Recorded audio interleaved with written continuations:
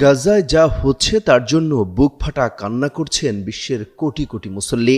নিরীহ গাজাবাসীর প্রতি এই অন্যায়, অবিচার আর গণহত্যা সহ্য করতে পারছেন না মুসল্লিরা। মহান আল্লাহর কাছে ফরিয়াদ জানাচ্ছেন ইসরায়েলের কঠিন শাস্তির জন্য।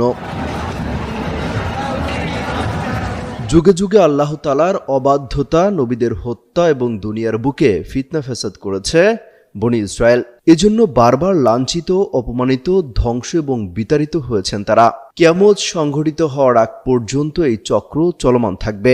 বনি ইসরায়েলের এমন পরিণতির ব্যাপারে পবিত্র কোরআনে আগে থেকেই বলে রেখেছেন আল্লাহ তাআলা। পবিত্র কোরআনে মহান আল্লাহ তাআলা ইরশাদ করেছেন, আমি বনি ইসরায়েলকে কিতাবে পরিষ্কার বলে দিয়েছি, তোমরা পৃথিবীর বুকে দুবার অনর্থ সৃষ্টি করবে এবং অত্যন্ত বড় ধরনের অবাধ্যতা লিপ্ত হবে।